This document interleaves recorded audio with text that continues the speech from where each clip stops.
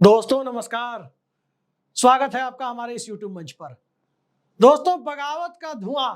अब गठबंधन के अंदर नहीं, विपक्षी दलों के अंदर नहीं, बल्कि सत्ता पक्ष के अंदर और सत्ताधारी दल के अंदर उठने लगा है। जिस भारतीय जनता पार्टी में शीर्ष नेतृत्व के खिलाफ, आला कमान के खिलाफ, जेपी नड्डा के शब्दों में कहें तो देवताओं के देवता के खिलाफ कोई जुबान नहीं खोलता था, वहां बगावत की चिंगारी राजस्थान से उठती हुई दिखी है। और अभी तो ये शुरुआत है, ट्रेलर है। ये फिल्म किस रूप में सामने आएगी, जरा इसके लिए थोड़ा इंतजार कीजिए, क्योंकि अब भारतीय जनता पार्टी को एक व्यक्ति केंद्रित, एक सत्ता केंद्रित, एक देवता केंद्रित बनाने की जो कोशिशें थी, उस कोशिशों को इस रूप में पलीता लगेगा, सोचा किसी ने नहीं था। आज संसद का वो नजारा जब आपने देखा, जिसमें राहुल गांधी और अखिलेश यादव के बीच में अयोध्या से जीत कर आए, भारतीय जनता पार्टी को राम मंदिर की जमीन पर हरा कर आए, अवधेश प्रसाद जब दोनों के बीच बैठे हुए थे, तो विपक्ष की ताकत,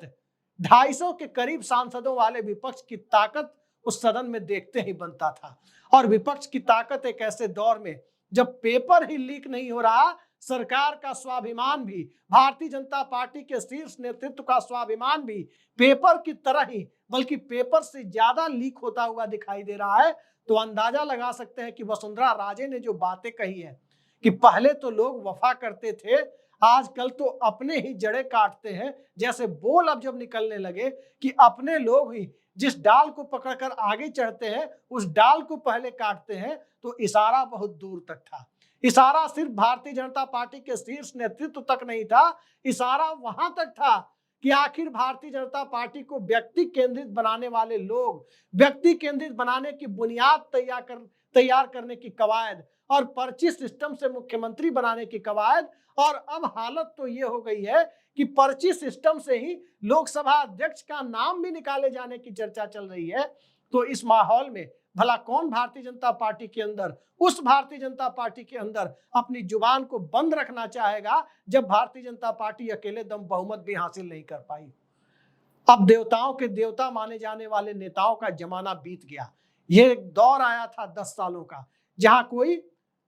भक्त बनता था, जहां अंधभक्ति सारे सीमाओं को लांघ रही थी। आज स्थिति यह है कि इस देश के 24 लाख से ज्यादा छात्र, 50 लाख के करीब अभिभावक नीट की परीक्षा की सूचिता को लेकर हैरान परेशान है। यह हिंदुस्तान की स्थिति है। उस हिंदुस्तान की स्थिति, जिस हिंदुस्तान की सीमाओं की, सरहद की रक्षा करने की जिम्मेदारी जिन नौजवान पीढ़ी पर है, जिन नौजवानों पर है, जिन जवानों पर है, उन्हें अग्निवीर बनाकर जिस अग्निपथ पर चलने के लिए मजबूर किया गया कि 4 साल की उम्र में, 22-23 साल की उम्र में उस व्यक्ति को रिटायर कर दिया जाएगा, लेकिन 74 साल का व्यक्ति तीसरी बार प्रधानमंत्री बनने के लिए जनता के बीच जनादेश की भीख मांगने निकल जाएगा। अब हालात बदल चुके हैं, और जब हालात बदलते हैं तो तख्ते ताऊस पर बैठे हुए व्यक्ति का स्वाभिमान भी बदलने लगता है, और उस स्वाभिमान बदलने की प्रक्रिया में अंततः 28 के सहारे सत्ता को सब कुछ मान बैठने की जो भूल है, उसको सबसे पहले चुनौती अपने घर से मिलनी शुरू होती है। मौका था सुंदर सिंह भंडारी की जन्म तिथि का, मौका था श्यामा प्रसाद मुखर्जी के बलिदान दिवस का, और पहली जुबान खोली वसुंधरा राजे ने।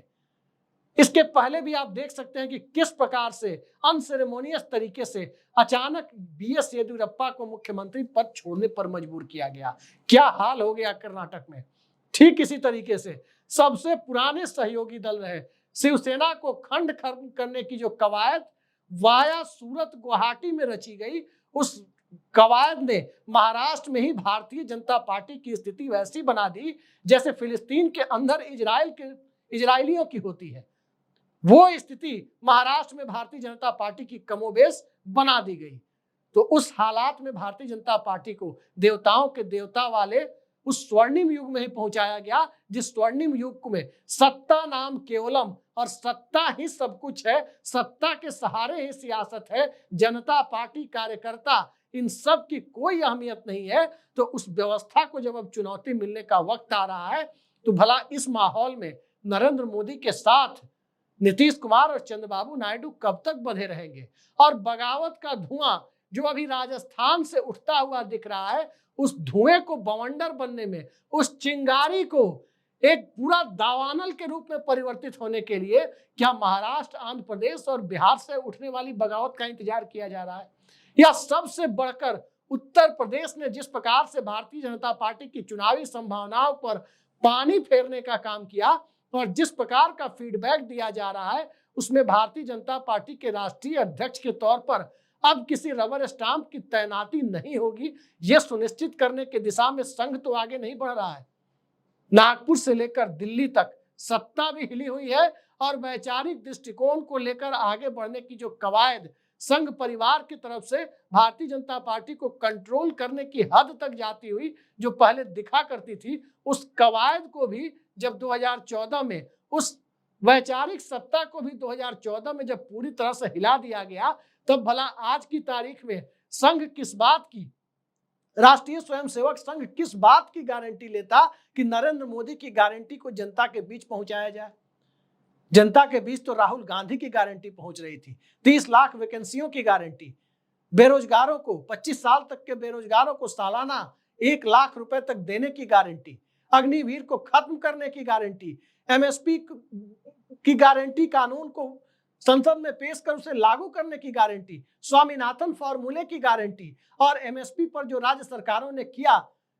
उसे केंद्र सरकार भी केंद्रीय नौकरियों में ओल्ड पेंशन स्कीम के साथ साथ एमएसपी को लेकर भी उस तरह से आगे बढ़ती जैसे एमएसपी पर को हरी सब्जियों के लिए, ग्रीन वेजिटेबल्स के लिए केरल सरकार ने लेकर आगे बढ़ने का फैसला किया था। अब तो गारंटी मुद्दा आधारित हो गई, अब गारंटी नैरेटिव आधारित नहीं रही, लेकिन पर्ची सिस्टम के तहत भारतीय जनता पार्टी को भी पूरी तरह से पर्ची बनाकर और गुल्लक से पर्ची निकालने वाली परिस्थिति तक लाकर खड़ा कर देने वाली पार्टी में भला बगावत का धुआं नहीं उठेगा, ये कल्पना भी अपने आप में उस वक्त बेमानी हो जाती है जिस दौर में सत्ता गिड़गिड़ाते हुए नजर आए। सत्ता के लिए दो बाबू, नीतीश बाबू और चंद्र बाबू, ये दोनों सत्ता के रिमोट अपने हाथ में रखने की कवायद करते हुए नजर आए। मंत्रालय भले ही छोटा मिले, लेकिन सरकार की नीतियों पर पूरी छाप प्रदर्शित करने की कोशिश जब हो जाए तो अंदाजा लगा सकते हैं कि घोड़ा बदलने में संघ परिवार भारतीय जनता पार्टी का घोड़ा बदलने में बहुत देर नहीं करेगा। और घोड़ा बदलने की शुरुआत कहां से होगी? वसुंधरा राजे के बयान को संसद सत्र शुरू होने, पहला सत्र शुरू होने के ठीक पहले आ जाना और वसुंधरा राजे के परिवार का क्या योगदान रहा है संघ के लिए आगे बढ़ाने में, चाहे उनकी माताजी विजय राजे सिंधिया का रहा हो, चाहे राजस्थान में उनके परिवार का रहा हो, जो योगदान जिस रूप में सामने रहा है उस योगदान को देखने की यदि कोशिश करें तो साफ जाहिर हो जाता है कि पहली टकराहट और पहली बार सत्ताधारी दल के शीर्ष नेतृत्व का गुरूर तोड़ने की जो पहली कवायद होगी वो संघ की तरफ से भारतीय जनता पार्टी का अगला अध्यक्ष चुने जाने की प्रक्रिया के साथ होनी है। और वो प्रक्रिया स्वाभाविक है कि वैसी नहीं होगी जैसे राजनाथ सिंह ने मंत्री बनने के बाद मोदी सरकार में अध्यक्ष पद अमित शाह के लिए खाली कर दिया था, वैसी भी नहीं होनी है जिसमें अमित शाह ने मंत्री बनने के बाद जेपी नड्डा के लिए खाली कर दिया था। अब जेपी नड्डा के लिए वो हालात नहीं है कि जेपी नड्डा मंत्री बनने के बाद किसी तीसरे चौथे रबर स्टाम्प के लिए राष्ट्रीय अध्यक्ष के पद को खाली कर दें। राष्ट्रीय अध्यक्ष तय होगा तो भारतीय जनता पार्टी के कार्यकर्ताओं की जनभावना के अनुरूप होगा, किसी लॉबी के इशारे पर नहीं होगा, किसी रबर स्टाम्प की ताजपोशी नहीं होगी। और भारतीय जनता पार्टी का अध्यक्ष स्वाभाविक है कि नागपुर की सहमति से आएगा, पूरी संभावना बनती जा रही है। अब ये हो नहीं सकता कि उत्तर प्रदेश में संगठन मंत्री रह चुका कोई व्यक्ति जिसके ऊपर तमाम तरह के कुछ लोग आरोप भी अंदर खाने अपुष्ट तौर पर लगाते रहे हों, उस व्यक्ति को रिमोट कंट्रोल के सहारे राष्ट्रीय अध्यक्ष पद तक पहुंचा दिया जाए। यह भी नहीं हो सकता कि कहीं से किसी अनुसांगिक संगठन या किसी मोर्चे के अध्यक्ष को की राष्ट्रीय अध्यक्ष के पद पर ताजपोशी कर दी जाए। अध्यक्ष के तौर पर कई सारी चर्चाएं चल रही है। अध्यक्ष के पद पर कहा जा रहा है कि उत्तर प्रदेश के मुख्यमंत्री को बदल देने की कवायद जब भारतीय जनता पार्टी के मौजूदा शीर्ष नेतृत्व की तरफ से संघ के दरबार में पहुंचने लगी तो संघ ने भी अपनी तरफ से पैनिक बटन दबा दिया। संघ ने कहा कि ठीक है, जो खबरें आ रही है यदि उन सूत्रों पर भरोसा करें तो संघ की तरफ से इशारा यही दिया गया कि उत्तर प्रदेश में नेतृत्व परिवर्तन करना ही है, तो क्यों ना उत्तर प्रदेश के मौजूदा मुख्यमंत्री को ही राष्ट्रीय अध्यक्ष बना दिया जाए, क्यों ना संजय जोशी को एक बार पुनः पॉलिटिकल कोल्ड स्टोरेज से बाहर निकालकर संगठन की कमान राष्ट्रीय स्तर पर सौंप दी जाए, उन्हें ही राष्ट्रीय अध्यक्ष बना दिया जाए। क्यों ना राष्ट्रीय अध्यक्ष की जिम्मेदारी एक ऐसे नेता को दी जाए जो दिल्ली के इशारे पर चलने के लिए तैयार न हो। और अब तो ये कहा जा रहा है कि क्यों ना वसुंधरा राजे को ही अध्यक्ष पद की जिम्मेदारी दे दी जाए। ध्यान रखिए, भारतीय जनता पार्टी में जो लोग भी संभावित अध्यक्ष के दावेदार हो सकते थे, अपनी तरफ से मोदी सत्ता ने पूरी कोशिश की कि उन्हें सरकार में शामिल कर अध्यक्ष पद की होड़ से दूर किया जा सके। पहला नाम शिवराज सिंह चौहान का था, शिवराज सिंह चौहान सत्ता में ला दिए गए। दूसरा नाम नितिन गडकरी का था, वो भी सत्ता में ला दिए गए। और दोनों को सत्ता में लाकर संगठन के सर्वोच्च पद पर पहुंचने से रोकने की जो कवायद है, उस रोकने की कवायद में क्या वसुंधरा राजे ने पलीता लगा दिया? क्या वसुंधरा राजे के पास ऑफर नहीं गया था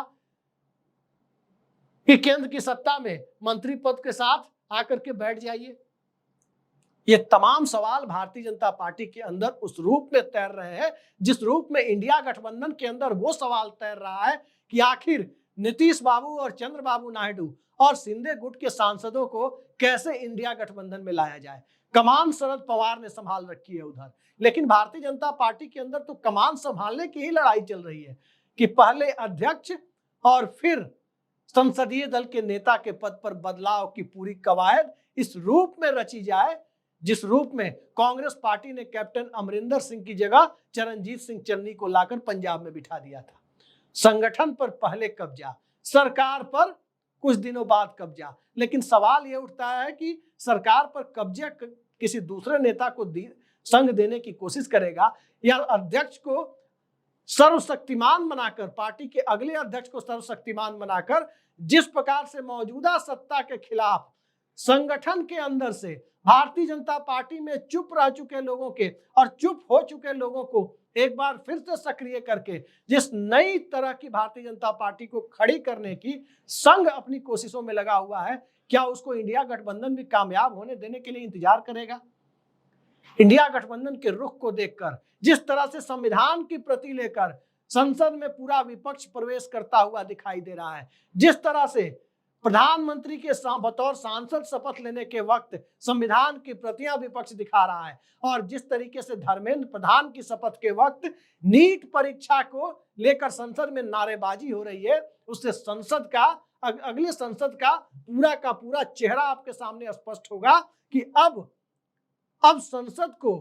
चुप नहीं रखा जा सकता। सड़कें सूनी होने पर संसद आवारा हो जाती है। डॉक्टर लोहिया का यह कथन तभी पूरी तरह से सच दिखाई देने लगा था जब राहुल गांधी ने भारत जोड़ो न्याय यात्रा और भारत जोड़ो यात्रा पर निकलकर सड़कों का सुनापन करीब करीब खत्म कर दिया। सड़कों का सुनापन खत्म करने में किसान आंदोलन में लगे किसान भाइयों ने अपनी भूमिका निभाई, अग्निवीर के प्रदर्शनकारियों ने अपनी भूमिका निभाई, रेलवे एनटीपीसी की तैयारी कर रहे नौजवानों ने अपनी भूमिका निभाई, तो सीएए के खिलाफ प्रदर्शन करने वाले शाहीन बाग से लेकर देश के अलग अलग हिस्से में जमे हुए लोगों ने और महिलाओं ने अपनी भूमिका निभाई। खासकर महिला पहलवानों का जिस प्रकार से भारतीय जनता पार्टी के उस वक्त के एक सांसद के खिलाफ जिस प्रकार से जंतर मंतर पर सत्याग्रह हुआ, उस सत्याग्रह ने सड़कों के सुनापन को एक तरह से उस पूरे मुद्दे को ही खत्म करने की दिशा में आगे बढ़ा दिया कि अब चाहे संसद से 150 लोग निलंबित हो जाएं या 250 लोग निलंबित हो जाएं, सड़कें सूनी नहीं रहेंगी। संजय सिंह अकेले बोलते थे, अब संसद में कई सारे संजय सिंह दिखाई देंगे। अब लोकसभा के अंदर तकरीबन 100 सांसदों के साथ मुख्य विपक्षी दल के रूप में कांग्रेस पार्टी बैठेगी, एक औपचारिक विपक्ष का नेता होगा, तो 37 सांसदों के साथ अखिलेश यादव भी बैठेंगे। तकरीबन 29 या 30 सांसदों के साथ तृणमूल कांग्रेस भी बैठेगी और दक्षिण भारत से लगभग 3 दर्जन सांसदों के समूह के साथ डीएमके का नेता भी संसद में बैठेगा।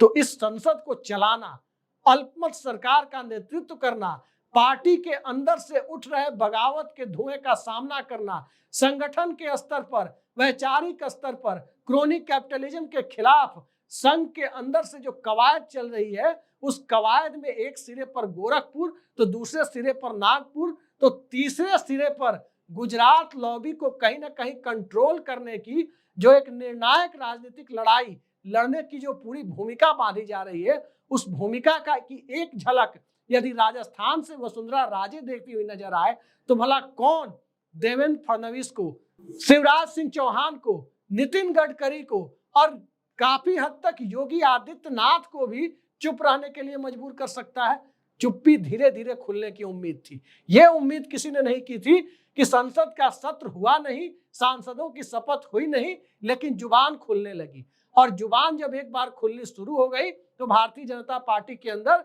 सरकार की दुश्वारियां संसद से लेकर सड़क तक, अशोका रोड से लेकर दीनदयाल उपाध्याय मार्ग तक हर जगह बढ़ती हुई दिखाई दे रही है। सत्ता के शीर्ष पर नरेंद्र मोदी और अमित शाह कम से कम फिलहाल बैठे हुए हैं। स्पीकर का चुनाव किस रूप में होगा कोई नहीं जानता। स्पीकर के चुनाव के बाद नरेंद्र मोदी की सत्ता को कितनी वैलिडिटी, कितनी व्यवहारिक मान्यता जनता के बीच एक ऐसी सरकार के तौर पर मिलेगी जिस सरकार को जनादेश के आधार पर एक लोकप्रिय सरकार माना जाए, इस पर पहले से ही सवाल खड़े हैं। और सवाल अब इस रूप में खड़े हैं कि मुद्दों पर जा चुके चुनाव ने जब पूरे देश को मुद्दों पर इस कदर ला दिया कि पहले 2 हफ्ते में ही सरकार नीट से लेकर नेट परीक्षा तक